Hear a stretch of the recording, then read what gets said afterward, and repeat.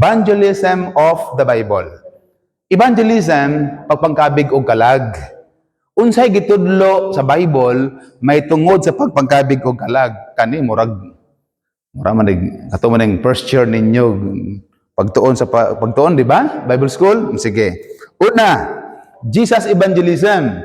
Giunsa pagkabig ni Jesus og mga kalag. Number 1, preaching the gospel. Matthew 4:17. Repent, for the kingdom of heaven is near. Matthew 4:23. Jesus went throughout Galilee, teaching in the synagogues, preaching the good news of the kingdom, and healing every disease and sickness among the people. So number 1, preaching the gospel. Sharing the message of repentance. Kapag mo kung sa giwali ni Ginoong Hesus, paghinulsol. Paghinulsol. Wala na ilain pa. Right? It's all about people should repent. Lord, I'm sorry, and I want to offer my life to you. That's the authentic gospel. Right? Karon mao pa ba? Dili na, lahi na. Number 2, search and calling. He saw 2 brothers, Simon called Peter and his brother Andrew. They were about to cast their nets because they were fishermen. Jesus said, "Come, follow me." Unsay nahitabo diri man? At once they left their nets and followed Jesus. Mangingisda sila, magtrabaho na sila man. Pagtawag ni Ginoong Hesus, wala sila magmakuli, mi-follow sila ni Ginoong Hesus. Another 2 brothers here, James and John, same, nagtrabaho sila. Pero gitawag sa, come. You know, my first daughter is a teacher, a licensed teacher. She's about to have a work in the government because she's a teacher, right? But she decided to follow Jesus. Have you heard the testimony? Ang uban, musakay nagbargo. Pero pagsakay barko, unsa man, magpastor man hinuon? Okay, atong ga-eskwela, wa man pili, wa pa may rason ka, makahuman ba nag-eskwela o dili, minyo ba? Pero kana yung lisensyado na unya maka-decide. Lisensyado na unya mo decide nga mga lagads Ginoo, makaingon kang baling ginasto na ako ni Modong dahil magpastor man daera ka. Manday unta makapahuway nako, pensyonado na unta ko rondon. Di ba? Kana mo istorya nga dili binutbot. Kaya nga naman, na naglisensya. Istorya, daka na binutbot. Sige, padayon ta diri man. Unsa may nahitabo man? So si James, si John, si Andrew, si Peter, they were fishers, but Jesus, itudluan sila unsaon pangisda og mga tao. Basig na apoy mga pareha ninyo siguro diri karon. Naay mga inana nga sitwasyon, mga anak nga nagsunod sa tawag sa Ginoo sa ilahang kinabuhi. Si Nathaniel maupod, naglingkod-lingkod ra ni siya man. Okay? Nagpadulong, how do you know me? Ingon sa Nathaniel. Jesus answered, I saw you while you were still under the fig tree before Philip called you. Kita mo na, close friend sila man. Kitawag siyang Felipe man.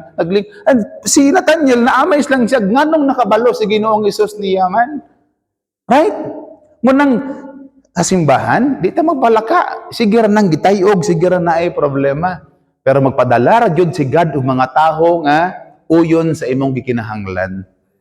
Amen. Magpadala gyud siya man. Gahandom kag perting daghanang tawo unya paingon pog impierno. Gipangutana bitaw ko, pila man jud ay angayan pastor jud ay nga kwalifikasyon para makatukod og simbahan. Asyaro ka baluman. 18:20 ng Mateo, 2 o kung tulo ra manggigiingon ni Ginoong Hesus. Kita ra man gud mga pagarpar, mga hambugerong dagko. Nga daghan kayong tao simbahan. Amen? So natamay siya man siya, Rabbi, you are the Son of God and you are the King of Israel. That's number 3, gitudluan. Jesus taught them, gitudluan niya man.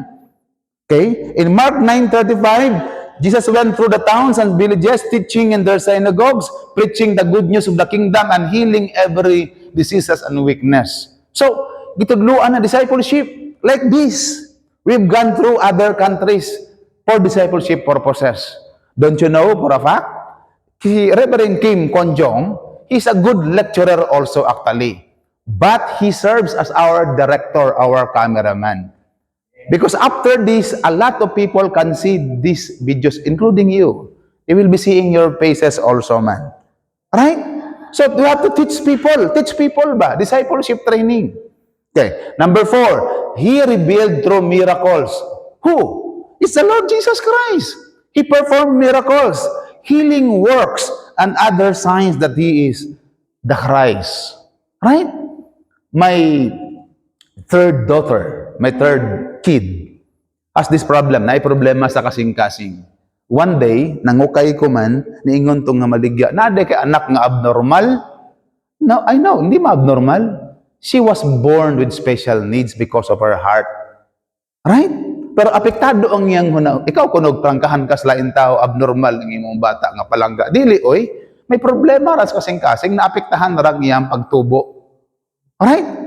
Kaya pag sabi ng doktor, she is subject for operation. Wala may kwarta. Wala may kwarta. Pag operahan, Dok, unsa may assurance maayo siya, 50-50. And so, Lord, we will pray. And so, we decided, Lord, ikaw nang bahala. Gihatag nimo si angel na mo. Ikaw na'y bahala. And every time akong bata sick, dalos doktor, pila bang ka doktor stanhay sa amo ang place sa Negros? Maingon, pastor, kwaon is Ginoong, matay ang imong bata. Unsa may feelings nimo nga most of the time, imong bata na ay balatian mo adtog doktor. Kaya di mo inom og tambal. Inom ka, mamatay imong bata, pastor. Ang sa imong bation, sir? You are judging. It's very painful for me. Right? Kaya I told him, Lord, imo maghihatag si angel na akong anak. Kung imo siyang kwaon, bahala na. Ikaw mo'y mahibalog kwaon ni mo man. No, God is good. He performs miracle, healing works, and other signs. Why? Because He is the Christ. He is our Savior. Kwarta, lakaw, adtog doktor, daggong hospital. Still at the end of the day, kwaon, Japon kas Ginoo. Klaro man, ana man. And then last, He testified. What I am doing now, I am shouting, right? No, soft-spoken ko man. Radio ko, na ako sa radio. Soft-soft lang. Sakit here. Okay? Soft ra ba? But testifying is proving. Jesus proved Himself to be the Christ. Explaining ba? You have to explain. Yeah, hallelujah. Right? Yeah. Did not Christ have to suffer these things and then enter His glory? Beginning with Moses and all the prophets, He explained to them that what was said in the scriptures concerning Him. Beginning from Moses and the prophets, it talks about the Old Testament. Scripture is equivalent to the written word, the Bible. So, if you are going to explain something, make sure that you are a Bible reader. When you were in Bible school, naamay gitawag Old Testament survey and New Testament survey. So, in short, when you are to survey, you have to read the whole chapter, Genesis, till the book of Revelation. When? Again and again and again and again. Right? So that you will be able to testify. The evangelism that Jesus taught, nangutaan nata, giunsa man niya pagkabig og kinabuhi. Sa Matthew 10:12 disciples. And He told them, the kingdom of heaven is near. In 10:7 of Matthew, as you go, preach the message, hapit na maghari ang Ginoo. The kingdom is here. Pero ang pangutana, hapit na ba gyud? Yes! Diri man ta nagkulang dapita. Duwaram ni kapaingnan. Mauna ta or mauna si Ginoong Hesus? Asa may tiyada? Wala naman choice, right?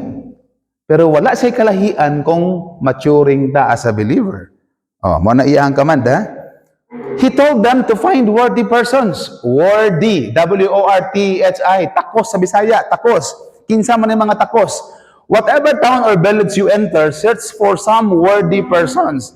And there stay at His house until you leave. Okay? Kinsa may worthy persons karon? Bohol Bethel Church. Gipapanyapon mi, gipapamahaw mi, maniud to mi, manyapon karon the best dinner karon gabi Pastor Tebes og si Ma'am Jarisa. Worthy persons ba? Right? Kung purta money lang kay mag-ministry ta kay na-suporta na. No! One day, ma-realize na to nga dili mintarti ang kwarta. Ang importante nga maakaplag tag mga taong takos nga motabang nato sa buluhaton. In partnership, mulambo taman. Whew. And then he instructed them to greet the homes, "Peace be with you. As you enter the home, give it your greetings." Nangita man kag kalinaw. Mangita kag away, mangita kag debate. You know, mag-public image ka, tanang pakyot imong himuon. Pero kung naa kay dili mauyunan nga statement sa lain nga pastor, pwede ra man kundi ka mo tingog. Oh, dili man gud nakabawasan sa imong kabret nga di ka mo tubag. Gipangutana bitaw ko unsa may tubag sa pinakalisod nga pangutana? Ambot. Mutubag gud ay ka man, gapakita lang nang insecure ka, tanan nimong pangutana dan di ko mutubag ka. Sa imong unahuna wala ka basag Bible na imong kastoryahanay. Oh, ako gani mga amigong Paris, 10 years, 12 years na nang eskwela. Ay gunahunang mas tabaw patagkaalam nila. Ang ila defensive na sila kaayos ilang relihiyon, kabalo na sila sa Bible. Kita bisag 2 years, 4 years tanta, uban 10 years, 12 years tas mga Korean mag-eskwela Bible college eh. Pero ang nakalami nato gipadayag ang pulong sa Ginoo. Di ta mahadlok. Di ta mahadlok. Wa man tagad proteksyon sa tong relihiyon. Amen. Hallelujah. Unta mangitag away, nganta tag-away. Atong gipangita kalinaw man. Unsa man ta magsumbagay ta? Naba may maayong boksidor deres Bohol? Oh. In Luke chapter 10, 72 disciples or 70 disciples, the same na siya man. When you enter a house, first say peace to this house and consider as men of peace. Luke 10:6. If a man of peace is there, your peace will rest on him. If not, it will return to you. See? So naay mga tawo gyud nagitagana giandam sa Ginoo. Naa gyud. Right? Same with you. Hello. Walay pugos ninyo nga maglingkod dere the whole day. Telling you honestly, it's very boring for you to sit down there. Right? I told you I worked for more than 13 years in radio station. It's kapoy, not for me. But it's kapoy for you sitting down and listening. Right? If you are what? A talkative pastor, you can talk and so make many jokes and talk so many. Pero listening is very hard. Kapoy kay siglingkod, mo gawas ka, mo tindog ka, sakit ang hawak. Oh, tanaw ninyo na ako sa mura ko si Richard Yap. Karon ba mo kita og artista? Kita mo na. If a man of peace is there, kung naay mga taong gitawag sa Ginoong kalinaw po'y ampay, unsa man, magkasinabot ha. Nakita ba ninyo unsay rason nganong naami? Ginapukaw ra mo. Amen? Kung ganahan mo mapauli, wa joy mo pugong ninyo, lakaw pa mauli na mo. Amen? Ngano? Walay miingon pantagaan mo 10K ni Rev para mo mapaminaw dari man. No one can force you. Right? You are the worthy ones. You are the men of peace. Kalinaw na itong tuyo man. Mga foreigner na watay labot nila man. Right? Ako na yan yung point.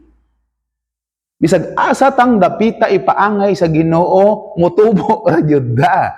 Mutubo ra jud ta kay naay mga taong ipaangay pos Ginoo. Kana mga kasaba-kasaba po ding diyan 350. Sos, next time kung itugot gina mo balik me daghana kay mukaon me. Oh, tanawa dere. Matthew 13. Daghanon libre. The good soil. Oh.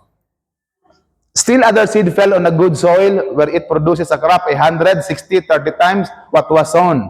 But the one who received the seed that fell on the good soil is the man who hears the word and understands it and produces a crop yielding 160, 30 times that was sown. Right? Pila ka bok soil? Upat. Pathway, rocky, thorny, and good. Asa ba itong gipangitaan ni man? Ha? Kunya na ibalo ba mo man, nasagad na to nga naaron dire, thorny pud tandag ko. Ako na yung point. Ano yung thorny? Daghantang gipangandoy hantod karon. Yes! May raman tang manghilabot sa mga membro, wa ko ta kahilabot sa tuwang kaugalingon. Are you there? But anyway, good soil gyud ta dapat. Amen? Kay ngano man, bisag asa ta itanong, moturok, motubo gyud ta man without judging sa way paghukom sa uban nga mga tao man. Motubo ra gyud ta man. Hallelujah. Mustard seed and yeast, kanang mustard yung gamay nga liso, kanang yeast kato mga panadero dire, nakaog supas. Okay, atong basahon. The kingdom of heaven is like a mustard seed which a man took and planted in his field. Though it is the smallest of all their seeds, yet when it grows, it is the largest of all garden plants. So in short, as big as this, garden plants man, dako siya, ang mga langgam pwedeng mubatog. Smallest of the seed, perting gamaya, mulupad ra. Inani ang mahimo sa pagtuo. Supas, butangan nimo og gis, gamay kaayong minasa, mutubo siya man. Sa may pasabot ani man, tanan nga mga dagkong butang magsugod og. So, kinahanglan isang yaw.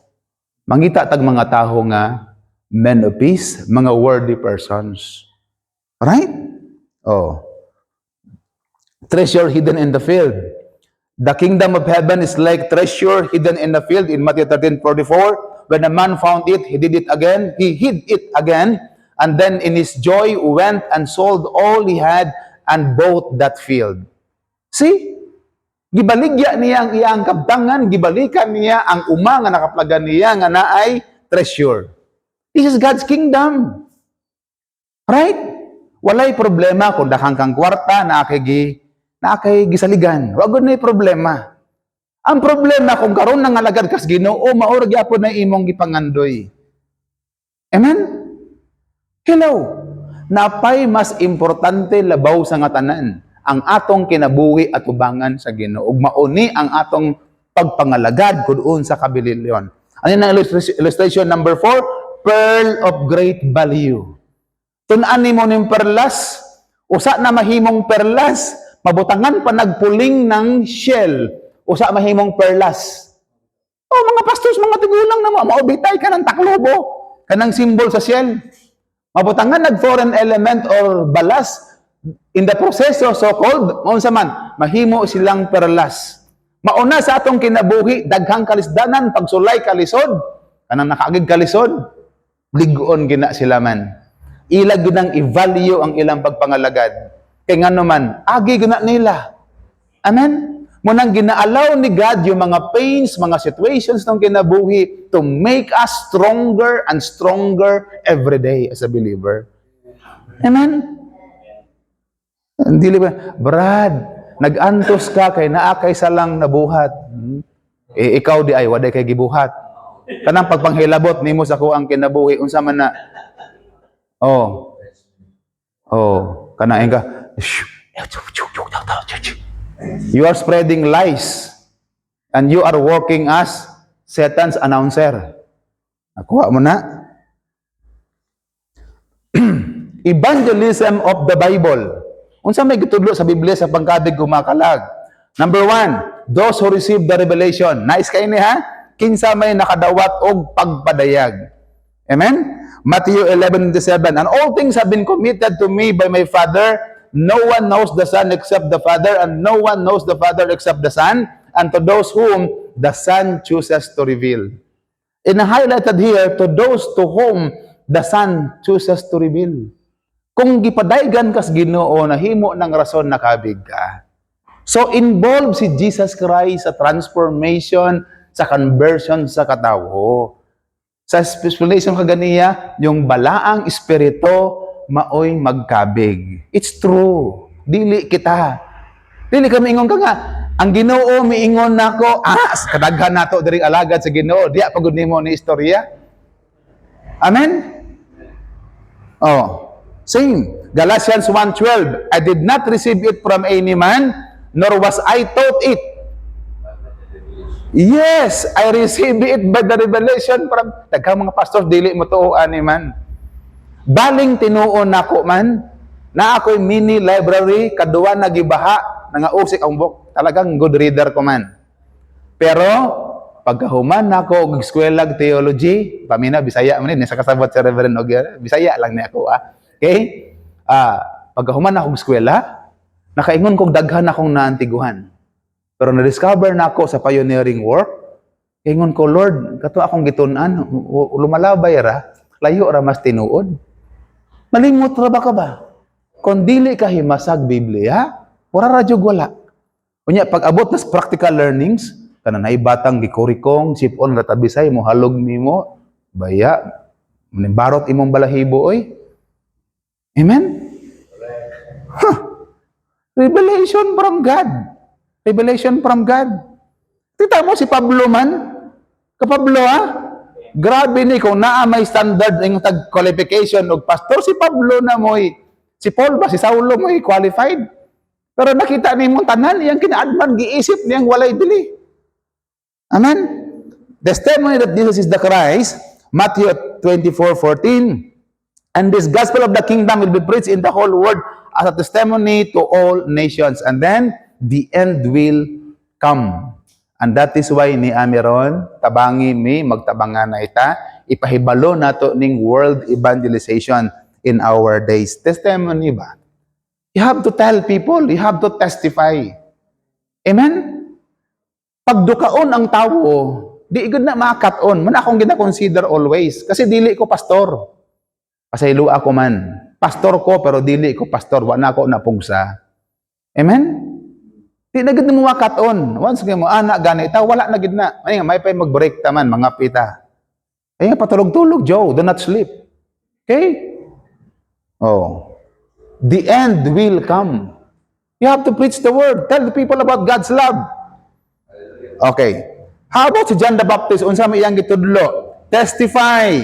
John 1:15. Testify. John 1:32. Testimony. He preserved his testimony.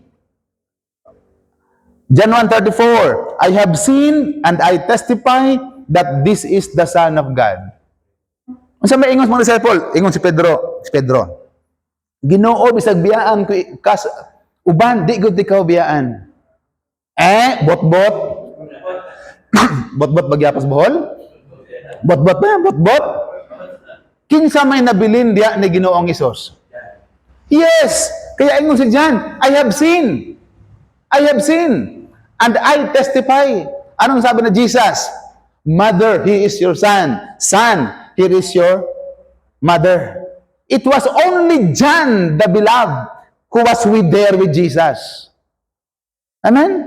Nag-iingon nga, magpamis-promise ta nga unsa man, at the end of the day, nahibalo si God sa ato ang mga motibo.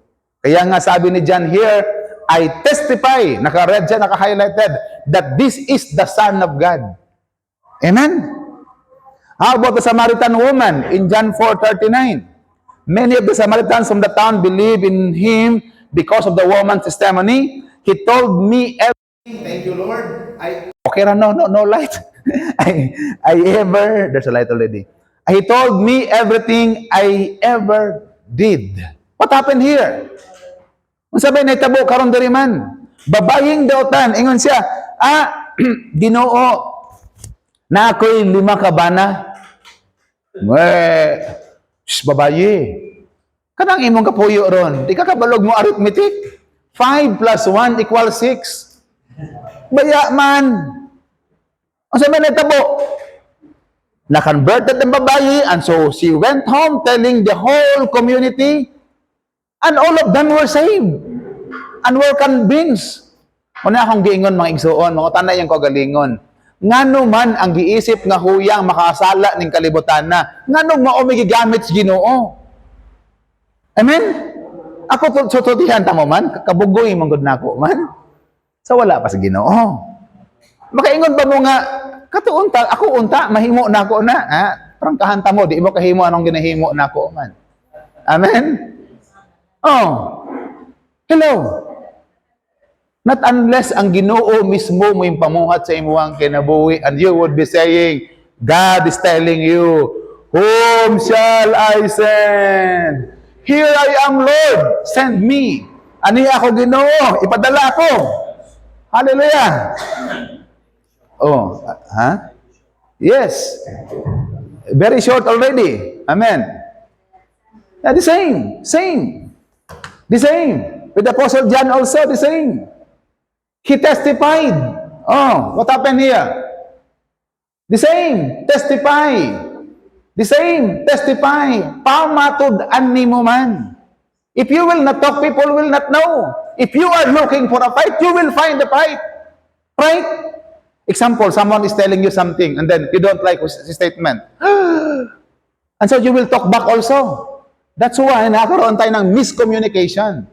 See, the work for us here is to present the gospel to prove that what we are telling comes from the Bible. That is testifying. Amen? How about the apostles? The same. The same also. The same. Oh. For one of these must become a witness. Witness. And then in 4:33, with great power the apostles continued to testify. Is the same.